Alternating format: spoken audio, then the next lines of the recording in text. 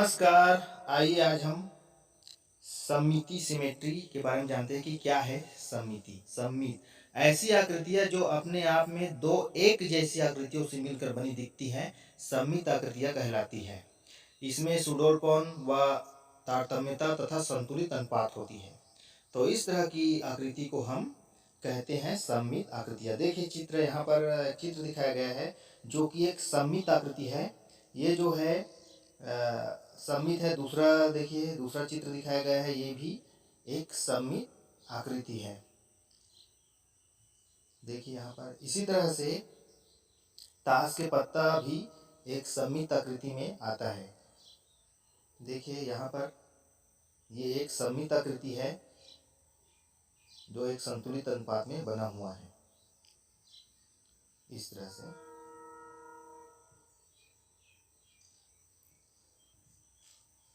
आइए यहाँ पर नीचे दी गई आकृतियों में कौन कौन सी आकृतियां सममित है, इसको पहचानते हैं। तो देखिए पहला का है, एक बल्ब है, तो ये सममित है। दूसरा खा वाला जो है एक झंडे का है जो सममित नहीं है। ग जो है गिलास है, तो ये भी सममित है। घा जो एक घर की आकृति जैसी बनी हुई है, जो वो भी सममित है। ड सममित नहीं है और चा भी, ये भी सममित नहीं है। तो इस तरह से हम सममित आकृति को आसानी से पहचान सकते हैं। आइए अब जानते हैं सममित रेखा या सममिति अक्ष के बारे में। क्या है सममित अक्ष? सममित अक्ष वह रेखा है जो किसी भी आकृति को समान भागों में विभाजित करती है और दोनों आधे भाग एक दूसरे के प्रतिबिंब होते हैं। तो इसको कहते हैं सममित अक्ष या सममित रेखा। देखिए यहाँ पर एक चित्र है तितली का, और इसके बीचों बीच एक रेखा डाली गई है जो इस तितली को दो समान भागों में विभाजित करता है और ये समान भाग एक दूसरे के प्रतिबिंब होते हैं। इसी तरह से देखिए अगला चित्र है, ये भी एक सममित है और इसके बीचों बीच एक रेखा डाली गई है जो सममित अक्ष कहलाती है। दोनों ओर एक ही जैसी, सममित रेखा के दोनों ओर एक ही जैसी आकृति प्राप्त हो रही है।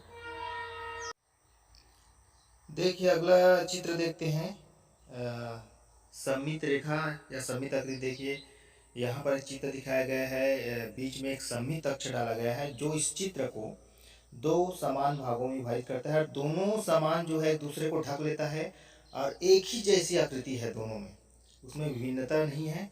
तो इसको कहते हैं सममित आकृति, और जो बीच में जो रेखा डाली गई है वो सममित अक्ष है। आइए ज्यामितीय आकृति व अन्य में सममित अक्षों की संख्या डालते हैं। देखिए यहाँ पर वर्ग है, वर्ग में ऊर्ध्वाधर और वर्टिकल दो है। फिर इसको विकर्ण की ओर से ऐसा सममित अक्ष खींचा गया है। तो इस तरह से हम देखते हैं कि एक वर्ग में 4 सममित अक्ष या सममित रेखा होता है, इस तरह से। अगला है समबाहु त्रिभुज। इसमें शीर्ष से अगली भुजा पर डालते हैं इस तरह से सममित अक्ष, फिर दूसरे शीर्ष से इस तरह से डालते हैं, फिर तीसरे शीर्ष से डालते हैं। तो यहाँ पर देखते हैं कि सभी स्थितियों में ये जो है एक दूसरे को ढक लेता है समान। तो ये समबाहु त्रिभुज में सममित अक्ष की संख्या 3 है।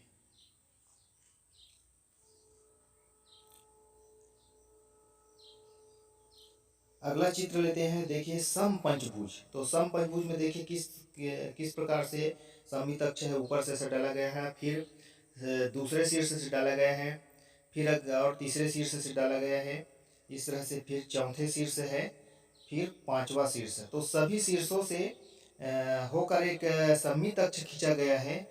तो यहाँ पर समपंचभुज में सममित अक्ष की संख्या 5 है। इस तरह से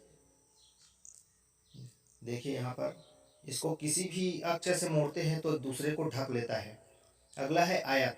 आयत में देखते हैं तो वर्टिकल एक ऊर्ध्वाधर रेखा डाली गई है, फिर क्षैतिज हॉरिजॉन्टल भी ऐसे इस तरह से एक सममित अक्ष डाला जा सकता है।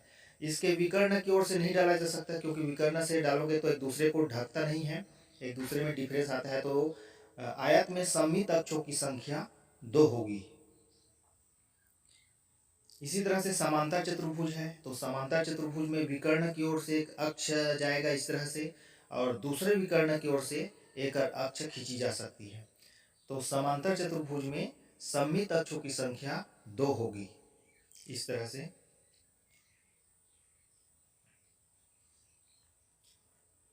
अगला चित्र है देखिए समषटभुज का। तो समषटभुज में देखिए सीधा वर्टिकल एक ऊर्ध्वाधर रेखा डाली गई है, फिर हॉरिजॉन्टल क्षैतिज रेखा क्षैतिज इस तरह डाली गई है, फिर एक शीर्ष से दूसरे शीर्ष को मिलाते हुए भी ऐसा डाल सकते हैं जो दूसरे को समान भागों में विभाजित करती है, फिर दूसरे शीर्ष से फिर जो जो बढ़ रहा है सभी से हम डाल सकते हैं। तो यहाँ पर देखते हैं कि समषटभुज में सममित अक्ष की संख्या 6 होगी जो दूसरे को ढक लेगी और एक दूसरे के दोनों भाग आपस में समान होंगे। आइए अगला लेते हैं अर्धवृत्त। तो अर्धवृत्त में देखिए सीधा वर्टिकल ही एक सममित अक्ष डाला जा सकता है जो एक दूसरे को समान भागों में विभाजित करता है। तो अर्धवृत्त में सममित अक्ष की संख्या 1 है। इसी तरह से वृत्त को देखते हैं। तो वृत्त में देखिए कितने सममित अक्ष हैं। देखिए व्यास खींचा गया है, हॉरिजॉन्टल वर्टिकल भी खींचा गया है। तो इस तरह से एक परिधि से दूसरी परिधि को मिलाते हुए कई इसमें रेखाएं खींची जा सकती है। तो इससे स्पष्ट है कि वृत्त में सममित अक्ष की संख्या अनंत होती है। इस तरह से इसी तरह से चौथाई वृत्त में देखते हैं तो इसमें केवल एक ही सममित अक्ष खींची जा सकती है जो इसको बराबर भागों में बांटती है। इस तरह से इसी तरह से दीर्घवृत्त में एक जो है वर्टिकल लाइन खींची जा सकती है और एक जो है हॉरिजॉन्टल लाइन क्षैतिज रेखा खींची जा सकती है। इस तरह से दीर्घवृत्त में सिमेट्री लाइन की संख्या है 2। एक नज़र फिर देखते हैं। समबाहु त्रिभुज में सममित रेखाओं की संख्या 3, वर्ग में सममित रेखाओं की संख्या 4, आयत में सममित रेखाओं की संख्या 2, समद्विबाहु त्रिभुज में सममित रेखाओं की संख्या 1, समचतुर्भुज में 2 और वृत्त में सममित रेखाओं की संख्या अनंत होती है।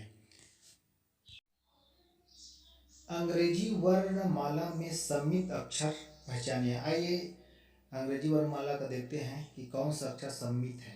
देखिए यहाँ पर ए सममित है, बी सममित है, सी सममित है, डी सममित है, ई सममित है, एफ सममित नहीं, जी सममित नहीं, एच सममित है, आई सममित है, जे सममित नहीं, के सममित है, एल सममित नहीं, एम सममित है, एन सममित नहीं, ओ सममित है, पी सममित नहीं, क्यू सममित नहीं, आर सममित नहीं, एस सममित नहीं, टी सममित है, यू सममित है, वी सममित है, डब्लू सममित है, एक्स सममित है, वाई सममित है, जेड सममित नहीं।